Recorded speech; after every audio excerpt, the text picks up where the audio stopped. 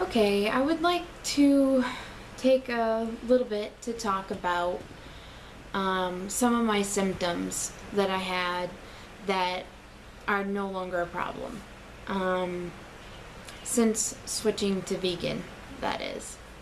Um, One of the biggest, I'm only going to talk about the biggest things that really made a huge difference in my life and are no longer in my life. One of the things was bloody noses. I had them all the time, and I don't know why. I don't know if it just happened to be that it was dry. Maybe I wasn't getting enough water. And they were unstoppable bloody noses, like just gush. And I'd just be sitting there watching TV, and it was just horrifying. I had a bloody nose at least every day like that, and I no longer get those. I had constipation, depending on what I had, to diarrhea constantly. I never had a normal bowel movement. It's disgusting to talk about, but it's one of the things that I don't have to worry about anymore, and it really means a lot to me today.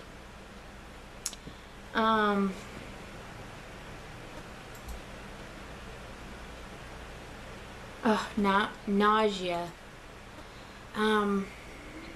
Every time I put a piece of food in my mouth, happen to eat Tums and antacids and Beano to get that food down, it was horrible. And because you take so many medications for that kind of thing, that you end up taking more other medications just to make sure you can go to the bathroom later.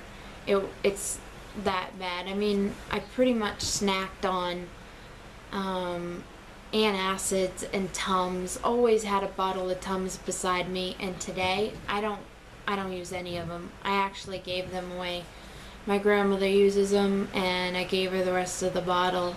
I don't need it anymore. It's amazing. Sleep and lack of sleep.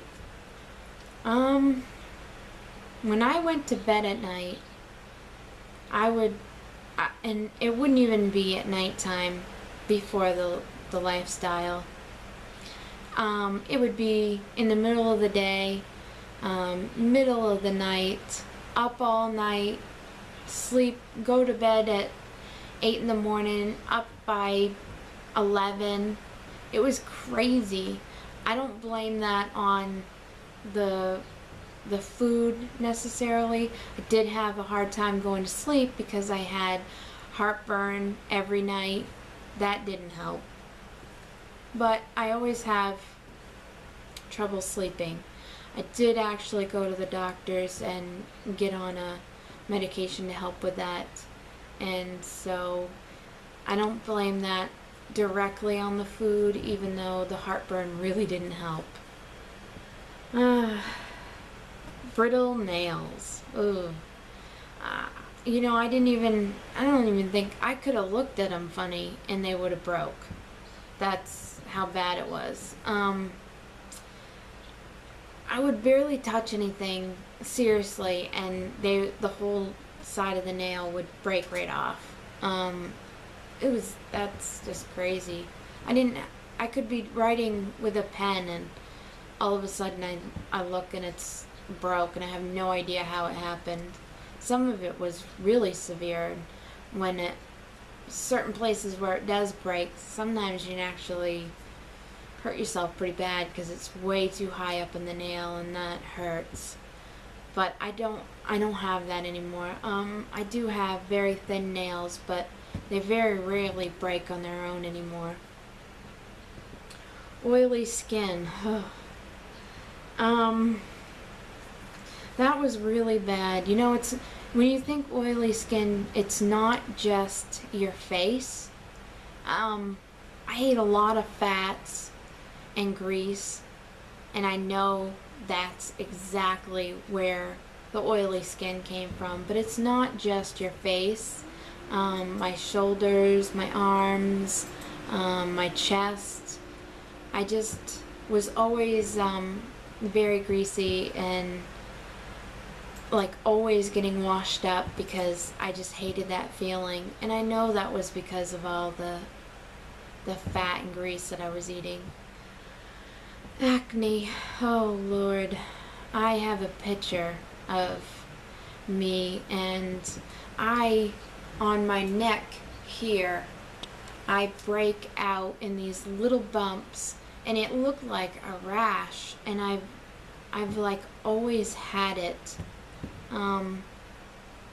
They were just like surface pimples and like pocketing blockage in my skin. I don't know what causes that particular thing to happen. I know that it was the oil and the grease and the fats, but I never really contributed to my food, even when I wasn't eating as much of the fats as I usually was. But I don't nearly eat that much anymore, so gotta be something. But I mean, I literally would break out on my arms, my chest. I just looked like I had an allergic reaction to something major, and it was definitely the food.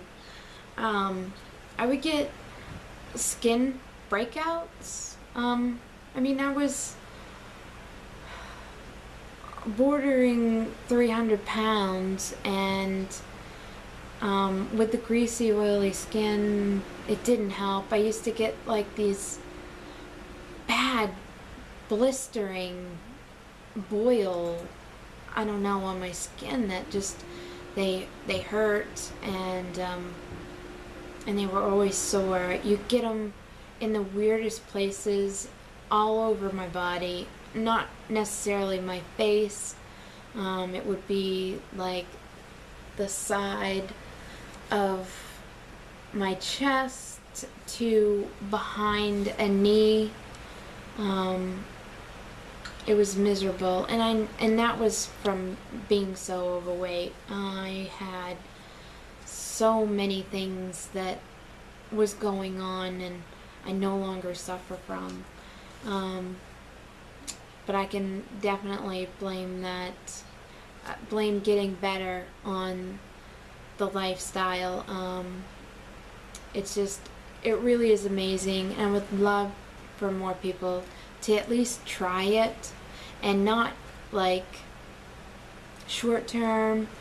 I mean, you could go as short term as one meal a week with no meat, and very little oil or fat. And I mean, it's just those little changes you make in your life to improve your life that you're trying to live. But I also had trouble being overweight and being so miserable, and the only thing to look forward to was food.